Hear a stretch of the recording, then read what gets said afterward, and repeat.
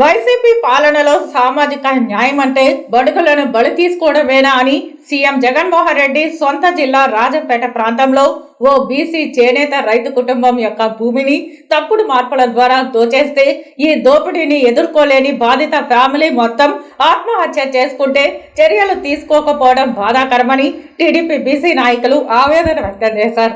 Tirupati press club లో సోమవారం media సమావేశంలో టీడీపీ నాయకులు మాట్లాడుతూ వైసీపీ పాలనలో రాష్ట్రంలో బీసీలపై దాడులు పెరిగిపోయాయని అన్నారు.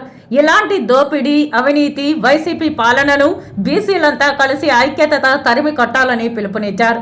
అధికారంలోకి రానున్న కూటమి పాలనలో చంద్రబాబు నాయుడు బీసీలకు రక్షణ చట్టాలను తీసుకొస్తారని ఆశాభావం వ్యక్తం చేశారు. కావున ఈసారి బీజేపీ, జనసేన, టీడీపీల పొత్తు కూటమిని గెలిపించుకోవాలని ఓటర్లను కోరారు. ఈ విలేకరుల సమావేశంలో రుద్రకోటి సదాశివం, టీడీపీ బీసీ సాధికారత రాష్ట్ర కమిటీ సభ్యులు మధుసూదన్ యాదవ్, బీసీ నాయకుడు జగన్నాథం తదితరులు పాల్గొన్నారు.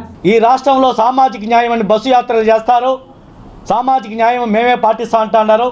ఎక్కడైనా సామాజిక న్యాయం ఉందా? బీసీలకు బతికేదానికి ఈ రాష్ట్రంలో హక్కు లేదా? ఒక చేనేత నిండు కుటుంబం ఈరోజు బలి అయిపోయింది. ముఖ్యమంత్రి గారు ఈరోజు 24 గంటలు అయిపోయినా కూడా ఒక పరామర్శ కానీ, వాళ్ళకి ఒక భరోసా కానీ సొంత జిల్లాలో జరిగితే అక్కడ ఎవరు దిక్కులేదు. ఈ విధంగా రాష్ట్రంలో ఒక భయానకమైన పరిపాలన ఈ రాష్ట్రంలో జరుగుతూ ఉంది. కాబట్టి మేమందరూ కూడా ఇక్కడ వచ్చిన బీసీ నాయకులందరూ కూడా ఈ సంఘటన మా మనసు హృదయాన్ని కలిచివేసింది.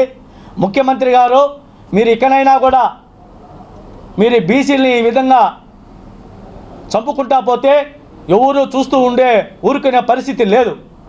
రాబోయే ఎలక్షన్లో బీసీలందరూ కూడా గమనిస్తూ ఉన్నారు. ఒక పక్క ఎన్నికల కోడ్ వచ్చినా కూడా ఈ విధంగా జరగడం బాధాకరం. మా బీసీ నాయకులందరూ కూడా ఈ ఘటనని మేము తీవ్రంగా ఖండిస్తూ, నందయ్య ఒక పద్మశాలి కుటుంబ వ్యక్తిని అదేవిధంగా అక్కడ నరికి చంపటం జరిగింది. ప్రధానంగా గతం 2 రోజుల క్రితం మనకు దగ్గరగా ఉన్నటువంటి రాజంపేట నియోజకవర్గం ఒంటిమిట్ట గ్రామంలో, ఒంటిమిట్ట దగ్గర మాధవరం గ్రామంలో ఒక నిరుపేద కుటుంబం, చేనేత కుటుంబం, ప్రత్యేకించి అన్ని బీసీ వర్గాల్లో ఉన్నటువంటి అన్ని కుటుంబాలపైన ఈ ప్రభుత్వం 5 ఏళ్లుగా అనేక దాడులు, అక్రమ కేసులు పెట్టడం జరుగుతుంది. దీనికి రాబోయే రోజుల్లో బీసీలు అందరూ కూడా సరైన గుణపాఠం చెప్తారు. రేపు రాబోయే 2024 సార్వత్రిక ఎన్నికల్లో తెలుగుదేశం పార్టీ, జనసేన, బీజేపీ కూటమి, ఎన్డీఏ కూటమిని భారీ ఎత్తున మెజార్టీతో గెలిపిస్తారు.